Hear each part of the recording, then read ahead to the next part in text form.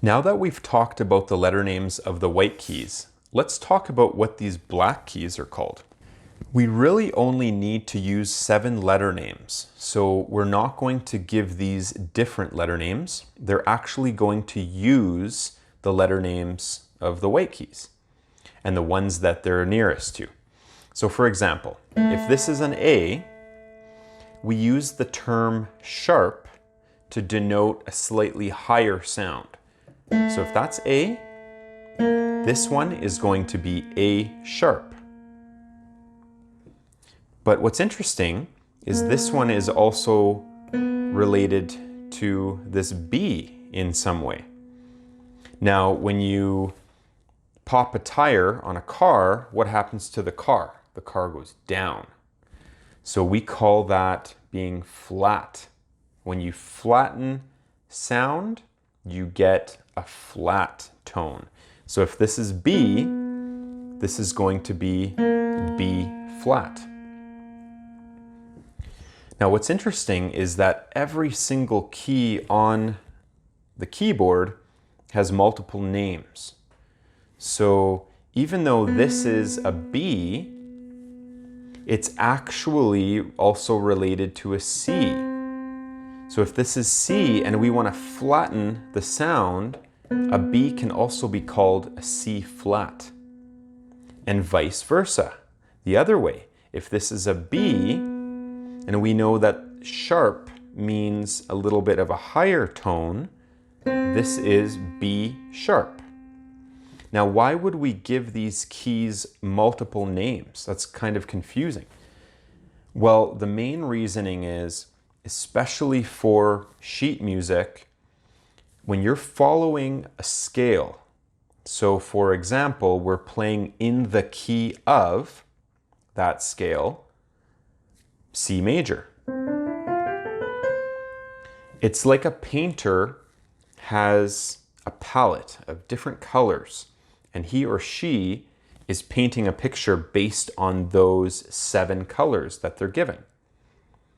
They need to differentiate those 7 colors on their palette, and that's what we're doing with our scales. We need to make sure that all 7 tones have a different letter name, because otherwise this, what's called a C major scale, could be named B sharp, D, F flat, F, G, A, C flat, B sharp. It would be very strange if we were to write that on sheet music. It wouldn't make a nice straight line. So that's why we give the proper names to the keys depending on how they're written in music. And we will get more deeper into the theory of music in a future course. Okay, so we know that flat means going down or on the keyboard to the left, and sharp means going up. So let's try to figure out a few different names. What are 2 names we could call this key? Well, on the left side, we have a C, so this could be higher than C, which is sharp, C sharp. Or if we want to name it compared to the D here, then we know that flat means going down, so this could be a D flat. How about this key? Well, it's a little bit higher than D, so we can call it D sharp. Or it's a little bit lower than E, so we can call it E flat. How about this key? Well, this is either an E, or it could be 1 step lower than F, so an F flat. This one, we learned it was an F earlier, but depending on how it's written, it could also be an E sharp. This one here is a little bit higher than F, so F sharp or G flat. This middle black key of a group of 3 is higher than G, so it could be G sharp. It's lower than A, so it could also be A flat. The top black key of a group of 3 could be either A sharp or it could be B flat. This is a B, or we can sometimes call it a C flat. And this key is a C, but we can sometimes call it B sharp.